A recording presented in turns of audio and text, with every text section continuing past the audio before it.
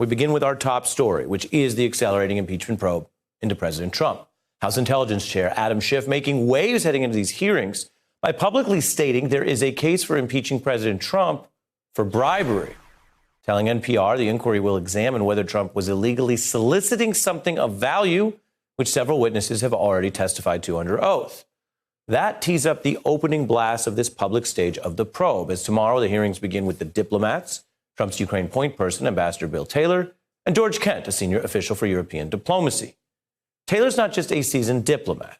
He's not just a Bronze Star Vietnam veteran. He is most notable in many ways for what he just did in the Trump administration over the past year. Keep an eye on Bill Taylor tomorrow because he distinguished himself in real time. He famously objected in writing to the Ukraine plot in those text messages, and then later told Congress the Trump administration was freezing the money that was statutorily authorized for Ukraine, which means even messing with it could be a crime, violating the law. And the reason, he said, was pressing for that investigation into the Bidens that Trump wanted. If they don't do this, they're not going to get that, he said. When he was asked, are you aware that quid pro quo literally means this for that? He replied, you see it right there, quote, I am. For his part, Kent has already detailed how Trump wanted the Biden probe to launch. Specifically, that he wanted nothing less than the Ukrainian leader Zelensky to go to a microphone and say investigations, Biden and Clinton. Today, Republicans put out a lengthy defense of Trump in a new memo, arguing the Ukraine plot didn't work, and he's always been concerned about corruption in that country. House Democrats say these witnesses will rebut that defense tomorrow because they have firsthand knowledge, and the two of them saw the full scope and timeline of the president's misconduct this year. How's this all hitting the White House? Well, I can tell you tonight, there are signs. There are true and real signs that people are rattled. And it's not just, of course, as we tend to observe around here, not just by what they say, but by what they do, or sometimes what they do and then try to undo. Take Mick Mulvaney, who is famous for going full Mulvaney, admitting the Ukraine plot and then retracting that admission. Well, today, he had a lawsuit cooking that he just bailed on. But for at least a day, in a kind of a clumsy or sloppy fashion, he was attempting to join the Bolton case and sue his own boss, President Trump. So that's Mulvaney jumping around. How's Trump handling it? Well, there are new reports. He's shifting between relishing the fight and seething with anger. It might be anger or retribution that accounts for another new report complicating the Trump defense.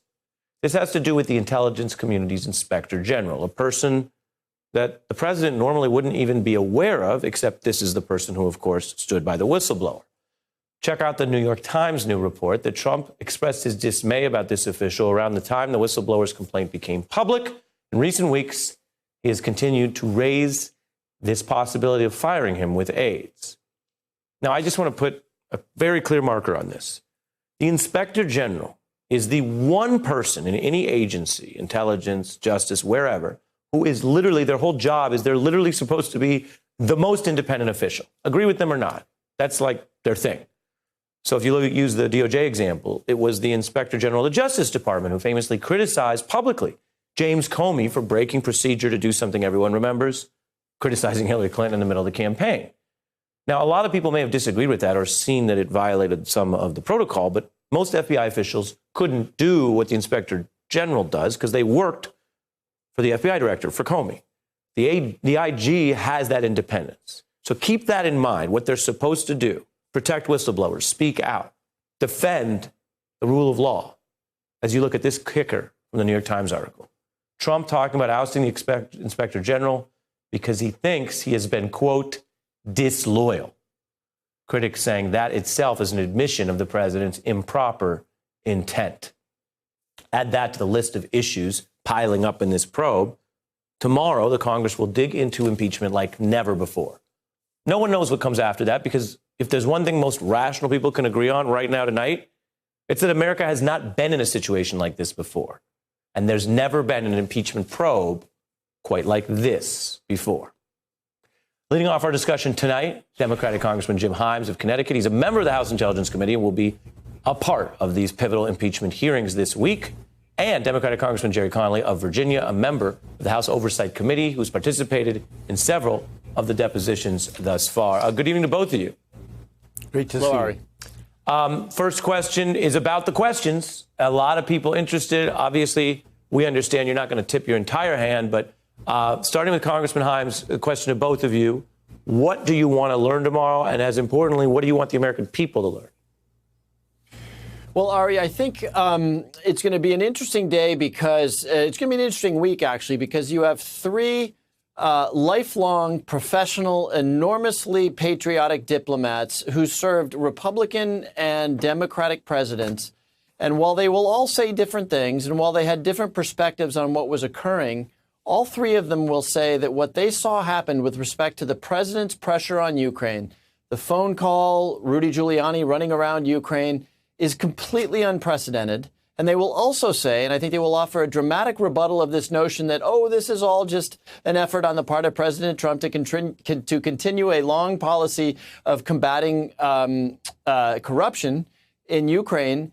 They will say that the asking of a new president to investigate an American, to interfere on behalf of the president for the president's political interest, has absolutely nothing to do with combating corruption in Ukraine. In fact, it's counterproductive to that, because the whole point of countering corruption in Ukraine is to say you shouldn't investigate people for political reasons. And I think that will emerge this week.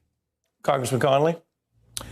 I agree with all of that, but I think it's also important to remember that the context here, we have a brand new president of Ukraine when the July 25th phone call occurs, who has no experience in public policy or diplomacy or governance.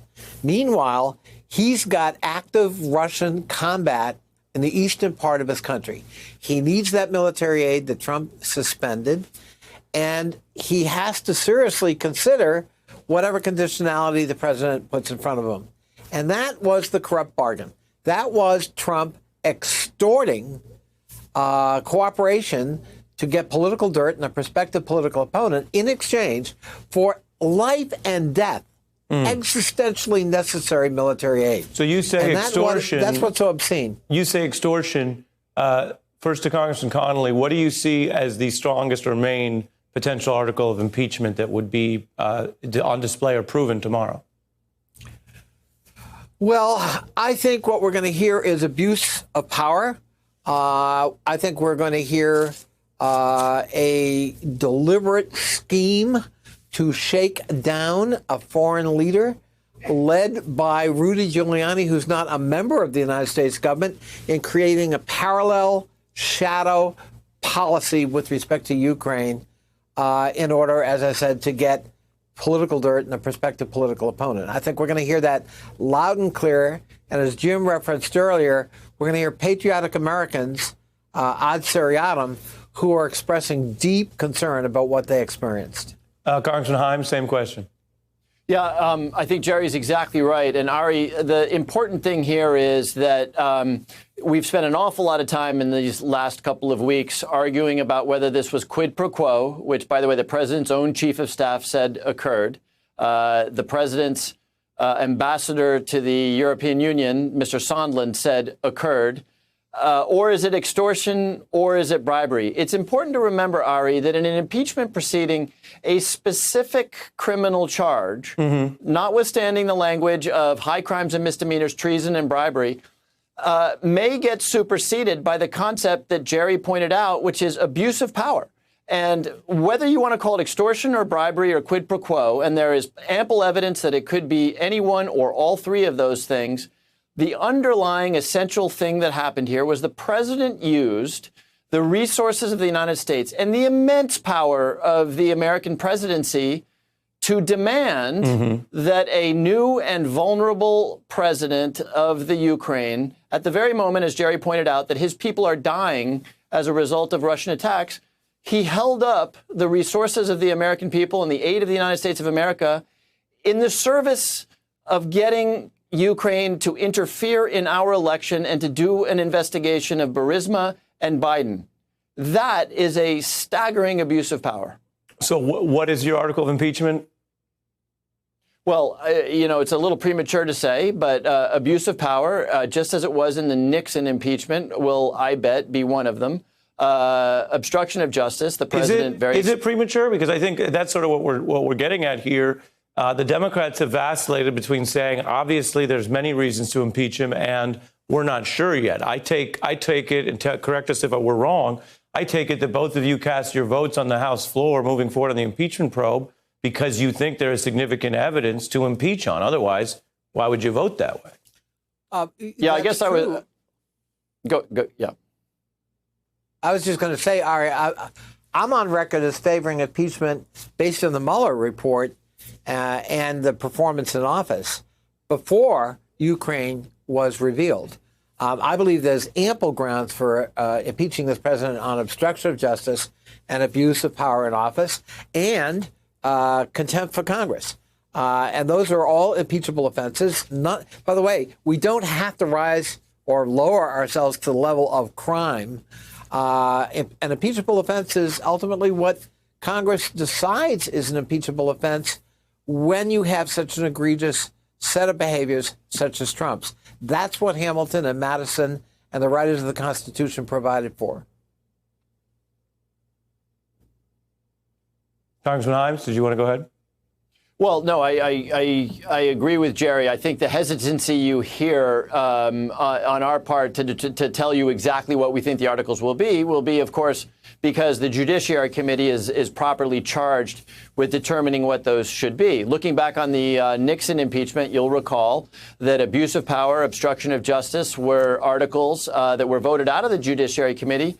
And then there were some questions around President Nixon's decision to bomb Cambodia, which at the end of the day, as appalling as it may or may not have been, was sort of a policy issue. So anyway, the hesitancy you hear on our part is not because I think the evidence isn't amply clear that there was staggering abuse of power, that there was obstruction of justice in both this case and in Volume 2 of the Mueller report. That's all. It feels like ancient history now, but that's the president, trying to find every way possible to end the investigation into his conduct vis-a-vis Russia.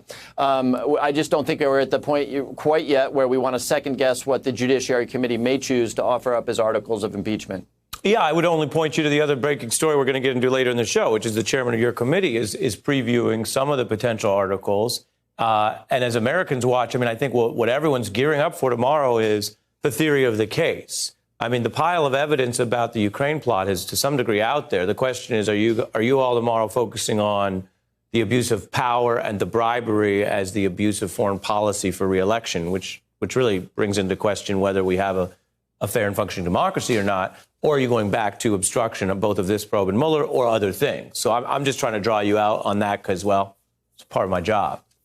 Yeah, Ari, look, very quickly here, the story that you will hear in the next couple of days is all about unprecedented abuse of power. This is not a sleazy break-in to a party headquarters, as occurred in the Nixon administration, for which Richard Nixon was on the verge of being impeached. This is about the extortion, the bribery of a vulnerable foreign country, all done in the very narrow political interests of a president. That is what the focus will be on in the next couple of days. Congressman Connolly, final thought? I don't think it's an either-or situation.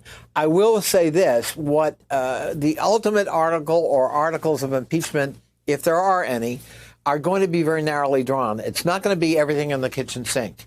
And my guess is it's going to be under these three broad categories: abuse of power, obstruction of justice, and frankly, bribery, extortion, shakedown, quid pro quo, in the misuse of military aid for a partisan political gain. Very interesting. Two individuals who have a very significant role tomorrow, staying up late with us, which we greatly appreciate. And appreciate, what do you call it, a colloquy? When two members talk to each other, right? Yes. Well, we had one here, and we appreciate it. Congressman Himes, Congressman Connolly, we'll be watching tomorrow. Good evening, gentlemen. Ari. Thanks for checking out our YouTube channel. Subscribe by clicking on the button below for more from The Last Word and the rest of MSNBC.